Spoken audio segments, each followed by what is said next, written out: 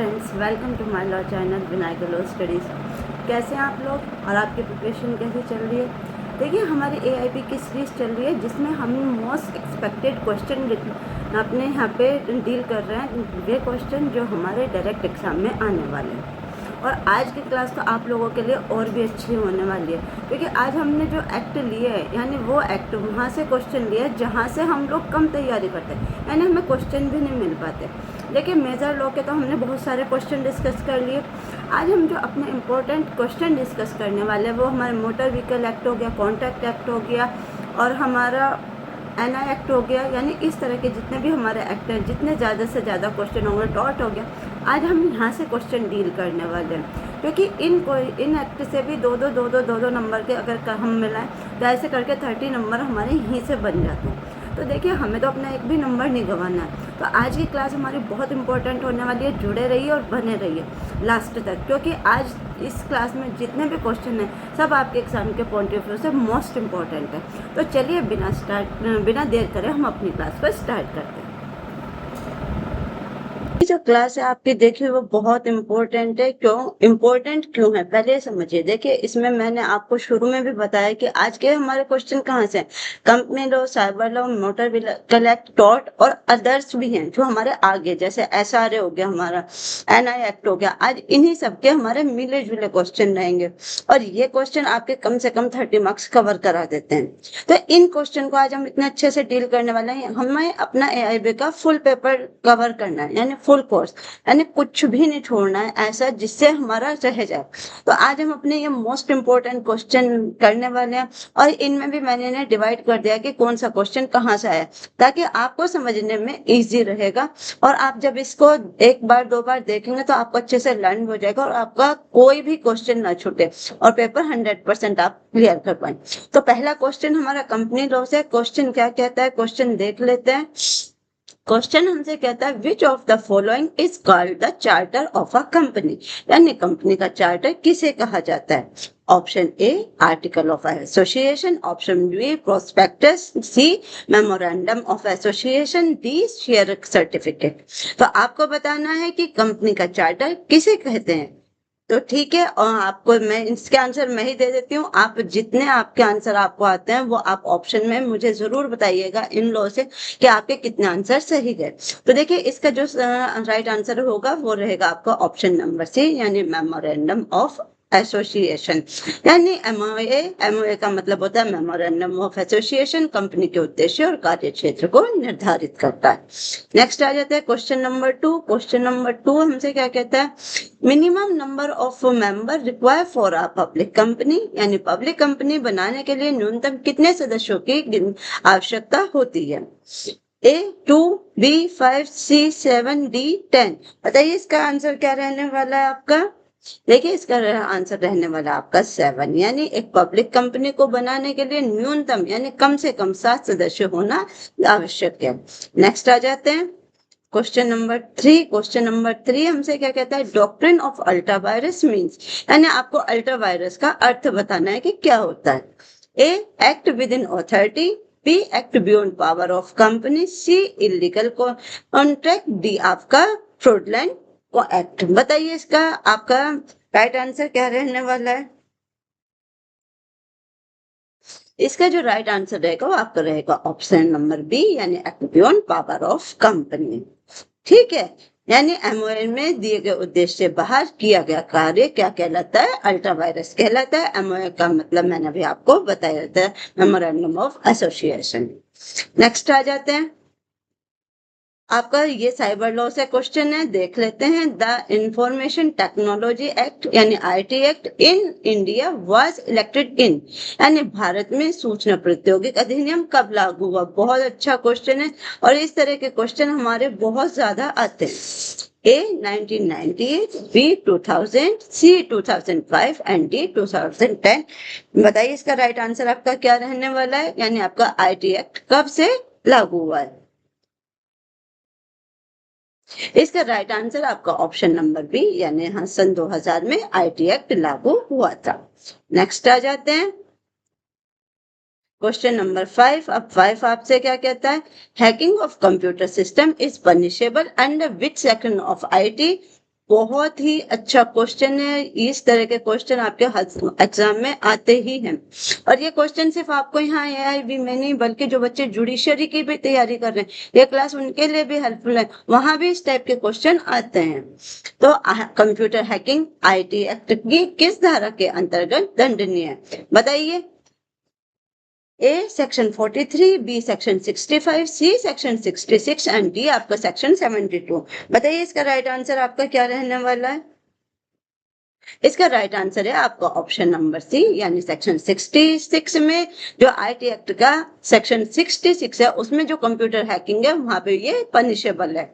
Next आ जाते हैं क्वेश्चन नंबर 6। देखिए इन सब की जितनी भी आपकी इनकी जो एक्सप्लेनेशन है, वो हर एक जितनी भी हमारी क्लास आ रही है उनमें एक्सप्लेनेशन सभी के साथ आ रही है। यानी अगर आपको किसी क्वेश्चन में जरा सा भी डाउट हो, आप एक्सप्लेनेशन से उसे क्लियर कर सकते हैं। तो ऐसा कुछ भी नहीं है जो आपको पढ़ने में जरा सी भी प्रॉब्लम हो। आप बच्चों के हिसाब से ये क्लासें बनाई गई हैं, ठीक है। और आप किन और सब्जेक्ट पे क्लास चाहते हैं ये भी मुझे बताएं। 6 आ जाते हैं, digital signature is used for, यानी डिजिटल सिग्नेचर का उपयोग किस लिए किया जाता है। A data storage, B authentication of electronic record, C virus protection and D password creation. बताइए क्वेश्चन नंबर 6 का राइट आंसर आपका क्या रहने वाला है। इसका राइट आंसर रहेगा आपका ऑप्शन नंबर B, यानी ऑथेंटिकेशन ऑफ इलेक्ट्रॉनिक रिकॉर्ड, ठीक है। नेक्स्ट आ जाते हैं क्वेश्चन नंबर, नेक्स्ट आपका कितना हो गया, 7 हो गया ये। अच्छा ये क्वेश्चन नंबर कुछ ये क्वेश्चन नंबर 7, ये आपका मोटर व्हीकल एक्ट से driving without licence is punishable under. बहुत अच्छा क्वेश्चन है, बताइए बिना लाइसेंस वाहन चलाना किस अधिनियम के अंतर्गत दंडनीय है। A IPC, B motor vehicle act, C evidence act and D आपका कॉन्ट्रैक्ट एक्ट। बताइए क्वेश्चन इसका राइट आंसर आपका क्या रहने वाला है। इसका आपको पता ही लग गया है, क्योंकि ये कहाँ से आया, ये मोटर व्हीकल एक्ट से आया। तो जब क्वेश्चन मोटर व्हीकल एक्ट से आया तो आंसर भी इसका क्या है, मोटर व्हीकल एक्ट। थोड़ा सा आप इसी तरह से भी सोचेंगे ना, अगर आपको एक्ट पता है और एक्ट में ये पता है कि क्वेश्चन कौन से एक्ट का है, तो भी आपके लिए बहुत ईजी हो जाएंगे आंसर निकालने। नेक्स्ट आ जाते हैं क्वेश्चन नंबर 8। क्वेश्चन नंबर 8 क्या कहता है, hit and run compensation scheme is related to, यानी हिट एंड रन मुआवजा योजना किससे संबंधित है। A property dispute, B road accident victim, C insurance fraud या D थेफ्ट केस। बताइए। बहुत सिंपल आंसर है, बहुत ही ज्यादा सिंपल आंसर है। इसका आंसर रहेगा आपका B, यानी रोड एक्सीडेंट विक्टिम, यानी किसे मिलता है मुआवजा। देखिए जिसका हिट एंड रन में मुआवजा उसी को तो मिलेगा जिसका रोड पे एक्सीडेंट हुआ, यानी जो विक्टिम है उसे तो मुआवजा मिलेगा। यानी सेंसेबल क्वेश्चन था, इजी था हमारे लिए। यानी अज्ञात वाहन दुर्घटना के पीड़ितों को मुआवजा दिया जाता है। नेक्स्ट आ जाते हैं question number 9। Which authority issue driving licence, driving licence कौन जारी करता है। A district court, B RTO, C police station and D आपका ट्रांसपोर्ट ट्रिब्यूनल। बताइए इसका राइट आंसर आपका क्या रहने वाला है। इसका राइट आंसर जो मेरे हिसाब से तो सभी को पता है, RTO। नेक्स्ट आ जाते हैं क्वेश्चन नंबर, ये टॉट से है, देख लेते हैं। Defamation in written from is called, यानी लिखित मानहानि को क्या कहा जाता है। A assault, B battery, C लेवल एंड D सिलेंडर। बताइए इसका राइट आंसर हमारा क्या रहने वाला है। इसका राइट आंसर हमारा रहने वाला है लेवल, ठीक है। नेक्स्ट आ जाते हैं, लेवल क्यों, यानी लिखित मानहानि को क्या कहते हैं, हम लेवल कहते हैं। नेक्स्ट आ जाते हैं क्वेश्चन नंबर 11। 11 हमसे क्या कहता है, OB is B Remedium means, यानी OB जस्ट IB रेमेडियम का अर्थ क्या होता है। ये क्वेश्चन हम पहले भी डील कर चुके हैं। आई होप अब तो आपको इसका आंसर पता ही होगा। A no right without duty, B where there is a right there is a remedy, C ignorance of law is no excuse and D आपका एक्ट ऑफ गॉड। बताइए OB जस्ट EB रेमेडियम का मीन्स क्या होता है। क्वेश्चन नंबर 11 का answer क्या रहने वाला है। इसका आंसर आपका रहेगा B, यानी where there is right there is a remedy, ठीक है। यानी प्रत्येक अधिकार के लिए कानून में उपाय उपलब्ध हैं। नेक्स्ट आ जाते हैं क्वेश्चन नंबर 12। क्वेश्चन नंबर 12 आपसे क्या कहता है, क्वेश्चन नंबर 12 आपसे पूछे नेग्लिजेंस मीन्स, यानी लापरवाही का क्या अर्थ है। A intentional wrong, B breach of legal duty causing damage, C criminal intention and D आपका फोर्स इम्प्रिजनमेंट। बताइए नेग्लिजेंस का मीन्स आपका क्या होता है? इसका जो राइट आंसर रहने वाला है आपको रहेगा ऑप्शन नंबर बी, यानी breach of legal duty causing damage. ठीक है, नेक्स्ट आ जाइए। सावधानी के कर्तव्य का उल्लंघन होने पर नेग्लिजेंसी होती है, यानी आपने देखे जो क्या है नेग्लिजेंसी होती क्या है? लापरवाही। लापरवाही कब जानी? जो आपकी ड्यूटीज है कैसे क्योर करने की, यानी केयर की। अगर आपकी वो ड्यूटी और आप उनको क्या कर रहे हैं? उनको तोड़ रहे हैं, उनका उल्लंघन कर रहे हैं। आपको जहां सावधानी बरतनी चाहिए वहां आप सावधानी न बरत के अपनी नेग्लिजेंसी की वजह से किसी दूसरे को हर्ट पहुंचा रहे हैं, तो यही तो इसका मतलब होगा, यानी breach of legal duty causing damage, यानी आप अपनी नेग्लिजेंसी की वजह से अपनी ड्यूटी को ब्रीच करके क्या कर रहे हैं? किसी दूसरे को डैमेज कर रहे हैं। नेक्स्ट आ जाते हैं क्वेश्चन नंबर 13, असर्शन रीजन से क्वेश्चन आपका। पहले असर्शन देख लेते हैं। A, company has separate legal entry. Reason क्या है इसका? Company can own property in its own name, यानी कंपनी की अलग कानूनी पहचान होती है। आर क्या कहता है? कंपनी अपने नाम से संपत्ति रख सकती है। तो अब आपको बताना है क्या ये दोनों ठीक है या क्या है? अभी ऑप्शन देख लेते हैं इनके। ऑप्शन ए कहता है both A and R true and R is correct explanation. B कहता है both true but R not correct explanation. C आपसे कहता है A true R false. D कहता है ए फॉल्स आर ट्रू। बताइए 13 का राइट आंसर आपका क्या रहने वाला है? देखिए 13 का राइट आंसर आपका रहने वाला है ऑप्शन नंबर ए, यानी both A R true but and R is correct explanation of A. यानी क्या है? कंपनी की अलग कानूनी पहचान होती है और कंपनी अपने नाम से संपत्ति रख सकती है, यानी ये दोनों ही बातें यहाँ पे बिल्कुल ठीक बोली गई हैं। ठीक है, नेक्स्ट आ जाते हैं 14 हमसे क्या कहता है? ये भी असर्शन रीजन से आपका इस तरह के क्वेश्चन देके बहुत ज्यादा आते हैं असर्शन रीजन से। तो ये जो आज पेपर, ये जो मतलब कि आपके क्वेश्चन सेट गए हैं, ये बिल्कुल आपके प्रॉपर पेपर की तरह सेट किए गए कि जिस तरीके से आपके पेपर आता है। देख लेते हैं 14 क्या कहता है। ए क्या कहता है? Cyber stalking is punishable in India. आगे कहता है IT act provide punishment for online harassment. आपको बताना है इसका आंसर क्या रहेगा। A both true and R explanation A. B कहता है both true but R not explanation A छूट गया, यहाँ पे ए हम लिख लेते हैं। ठीक है, सी आपसे कहता है A true R false. D आपसे कहता है ए फॉल्स आर ट्रू। बताइए 14 का राइट आंसर आपका क्या रहने वाला है?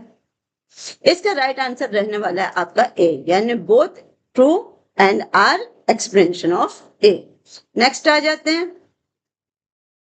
15 भी असर्शन रीजन से आपका देख लेते हैं। ए कहता है negligency is a civil wrong. R कहता है it cause damage due to breach of duty. Answer बताएं। Both true and R explanation A. Both true but R not explanation A. C A true R false. D A false R true. बताइए 15 का right answer क्या रहने वाला है? देखिए 15 का right answer आपका रहेगा ए, यानी बोथ ट्रू और आर क्या है? वो राइट एक्सप्लेनेशन किसकी? ए, यानी नेग्लिजेंसी क्या है? सिविल रॉन्ग है और it causes damage due to breach of duty. ठीक है, नेक्स्ट आ जाते हैं क्वेश्चन नंबर 16। क्वेश्चन नंबर 16 हमसे क्या कहता है, इसको भी हम देख लेते हैं। क्वेश्चन नंबर 16 हमारा एसआरए से यहाँ से क्वेश्चन 2-3 तो आते हैं, एसआरए के क्वेश्चन आते हैं। ठीक, एसआरए के इन सभी सब्जेक्ट के आते हैं, बट एसआरए से ये होता है कि कभी कभी 2-3 क्वेश्चन आते ही आते हैं। तो देख लेते हैं एसआरए क्या कहता है। Under the specific relief act, specific performance of a contract may be granted by the court when, यानी स्पेसिफिक रिलीफ एक्ट के अंतर्गत न्यायालय किसी अनुबंध के विशिष्ट पालन यानी स्पेसिफिक परफॉर्मेंस का आदेश कब दे सकता है? बताइए इसका राइट आंसर क्या रहेगा? ऑप्शन देखते हैं। A, compensation is money is an accurate relief. B, monetary compensation is not a sufficient relief. C आपसे कहता है contract is void and D आपसे कहता है contract is illegal. बताइए 16 का आपका राइट आंसर क्या रहने वाला है? 16 का जो आपका राइट आंसर है वो रहेगा आपका बी, यानी monetary compensation is not sufficient relief. क्योंकि देखिए मॉनेटरी जो कंपनसेशन होता है वो सफिशिएंट नहीं होता। ऐसा आपसे क्या कहता है, अगर आपका कोई नुकसान हुआ है, यानी एक बात बताइए, इसमें एक किसी की एक पेंटिंग है और कोई दूसरा उसी वो अपनी एक पेंटिंग किसी को देता है ठीक होने के लिए, अब क्या होता है वो उस पेंटिंग हो सकता है उससे टूट जाए, तो अब क्या आप क्या करेंगे, आप उससे पैसे लेंगे और शांत बैठ देंगे? नहीं, यानी इसीलिए कहा गया कि monetary compensation is not sufficient, क्योंकि देखिए यहाँ पे क्या है, ये जरूरी तो नहीं है ना, ये जरूरी नहीं है ना, यानी आपको क्या चीज है, अगर आपकी पेंटिंग 2,000 की थी तो आपको क्या 500 रुपए में आपको सफिशिएंट होंगे? वो नहीं होंगे, यानी जो कीमत जिस चीज की जितनी है तो आपको उतना तो मिलना ही चाहिए ना, तो इसी के लिए स्पेसिफिक परफॉर्मेंस को आदेश देते हैं, यानी monetary compensation is not sufficient relief, यहाँ पे सफिशिएंट रिलीफ नहीं माना जाता इसको।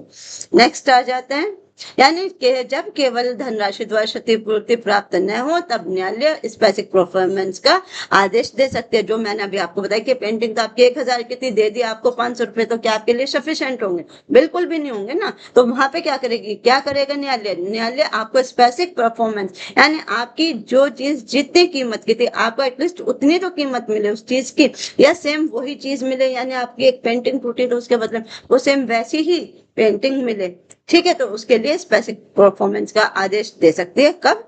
न्यायालय, जब आपके पास केवल धनराशि की क्षतिपूर्ति पर्याप्त न। नेक्स्ट आ जाते हैं क्वेश्चन नंबर 17।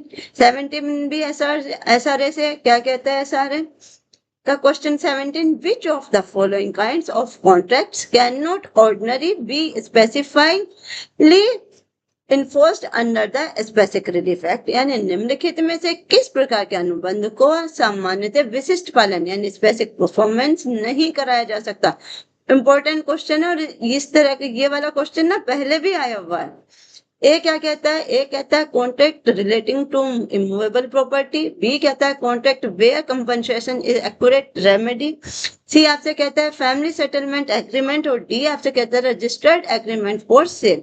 बताइए इसका राइट आंसर क्या रहेगा, यानी निम्नलिखित में से किस प्रकार के अनुबंध का सामान्यतः स्पेसिफिक परफॉर्मेंस नहीं कराया जा सकता? ऐसा वो कौन सा है जिसका स्पेसिफिक परफॉर्मेंस नहीं कराया जा सकता? तो इसका जो राइट आंसर रहने वाला है वो रहेगा आपका ऑप्शन नंबर बी, यानी contract where compensation is accurate remedy. तो वहां पे क्या होगा, वहां पे स्पेसिफिक परफॉर्मेंस नहीं कराया जाएगा, क्योंकि वहां पे क्या है, जो रेमेडी है वो एक्यूरेट है, ठीक है। इसका इस व्याख्या यहाँ पे दी हुई है, पढ़ लीजिएगा एक्सप्लेनेशन, जहाँ क्षतिपूर्ति पर्याप्त हो वहां सामान्यतः स्पेसिफिक परफॉर्मेंस नहीं दी जाती। ऊपर क्या था, वहां पे पर्याप्त नहीं थी, यहाँ पर्याप्त है, तो दोनों में फर्क है, इसलिए दोनों के आंसर में भी फर्क है।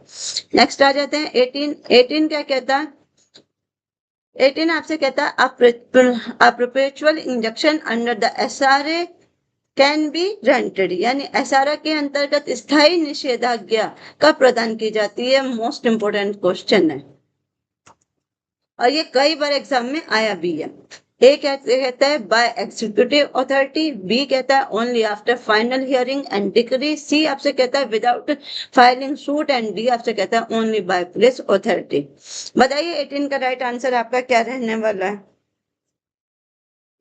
18 का राइट आंसर आपका रहेगा ऑप्शन नंबर बी, यानी only after final hearing and decree, ठीक है, यानी स्थायी निषेधाज्ञा अंतिम सुनवाई और डिक्री के बाद दी जाती है। यानी इन्होंने देखिए हमसे सीधे सीधे पूछा इन्होंने कि परमानेंट इंजेक्शन कब ग्रांट होती है, तो कब ग्रांट होगी वो, यानी अंतिम सुनवाई और डिक्री के बाद ही क्या होगी, परमानेंट इंजेक्शन ग्रांट होती है।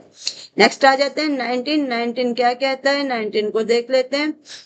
Mandatory injunction means an order of the court deciding a person, यानी मैंडेटरी इंजेक्शन का अर्थ है न्यायालय द्वारा ऐसा आदेश जिसमें किसी व्यक्ति को क्या, A relief from doing an act, B आपसे कहता है बाय पे कंपनसेशन ओनली, सी आपसे कहता है performs a particular act, D आपसे कहता है एक्जीक्यूट ए विल। तो बताइए 19 का आपका आंसर क्या रहेगा? 19 का आपका जो राइट आंसर रहेगा वो रहेगा ऑप्शन सी, यानी perform a particular act means, यानी मैंडेटरी इंजेक्शन किसी कार्य को करने हेतु बाध्य करती है, यानी जो कोई कार्य है उसको करना है उसमें क्या कर रही है, वो रोक कर रही है, यानी उसको रोक रही है, वो क्या होता है आपका मैंडेटरी इंजेक्शन, ठीक है। नेक्स्ट आ जाते हैं 20। 20 क्या कहता है, 20 आपसे कहता है Under the SRA, recovery of possession of immovable property can be claimed। बहुत अच्छा क्वेश्चन है, बहुत ही ज्यादा। SRA के अंतर्गत अचल संपत्ति का कब्जा पुनः प्राप्त करने का दावा कौन कर सकता है?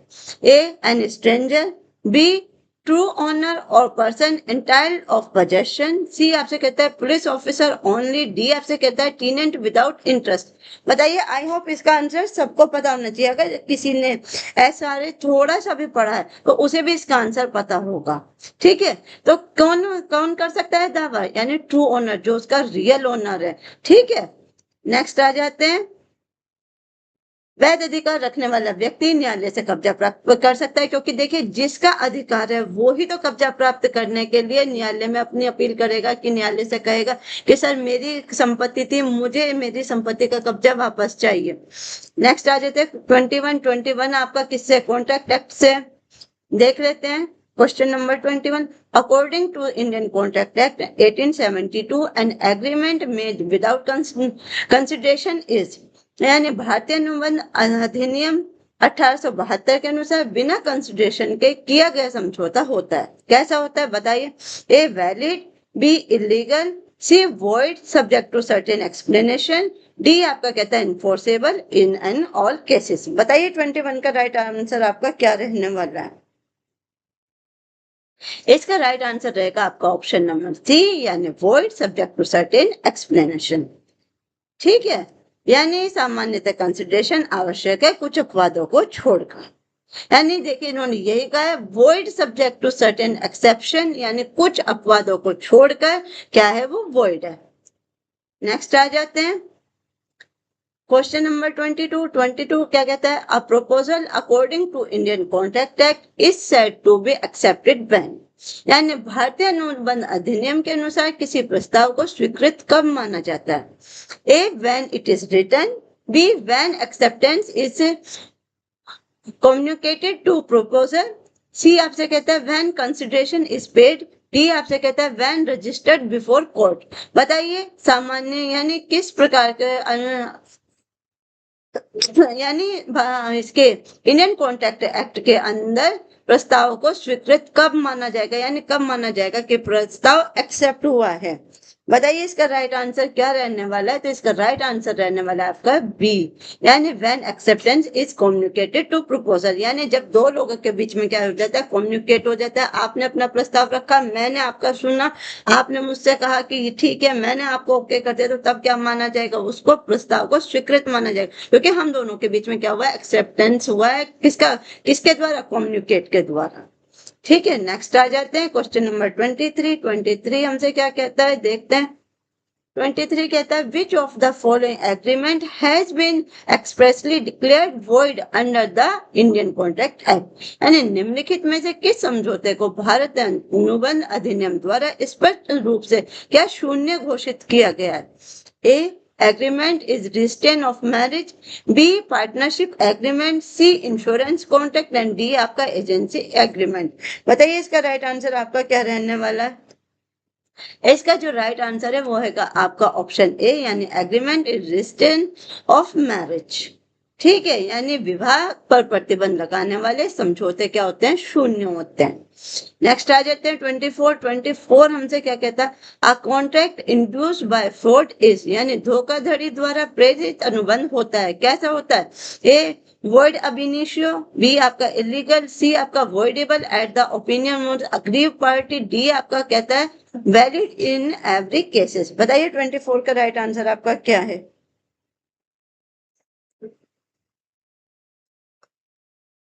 इसका जो राइट आंसर है वो रहेगा आपका ऑप्शन नंबर सी, यानी voidable at the opinion of aggrieved party, यानी पीड़ित पक्ष अनुबंध को समाप्त कर सकता है, क्योंकि ये उसकी इच्छा पे डिपेंड करता है। आज का लास्ट क्वेश्चन यानी क्वेश्चन नंबर 25, ये भी हम देख लेते हैं। आज की हमारी क्लास का लास्ट क्वेश्चन है। क्वेश्चन क्या कहता है हमसे? Under the Indian contract act contingent contract means a contract. बहुत अच्छा क्वेश्चन है और बार बार एग्जाम में आने वाला क्वेश्चन है ये आपका। भारतीय अनुबंध अंतर अधिनियम के अंतर्गत कॉन्टीजेंट कॉन्ट्रैक्ट वह अनुबंध है, कैसा है? A which is impossible to perform, D आपसे कहता है डिपेंडेंट ऑफ हैपनिंग और non happening of uncertain future event, C आपसे कहता है made without consideration and D आपसे कहता है फॉरबिडन बाय लॉ। बताइए इसका राइट आंसर आपका क्या रहेगा 25 का? इसका जो राइट आंसर है वो रहेगा आपका ऑप्शन नंबर बी, यानी डिपेंडेंट ऑन हैपनिंग और non happening of uncertain further event. यानी देखिए क्या कहता है, कॉन्टीजेंट कॉन्ट्रैक्ट भविष्य की अनिश्चित घटनाओं पर निर्भर करता है।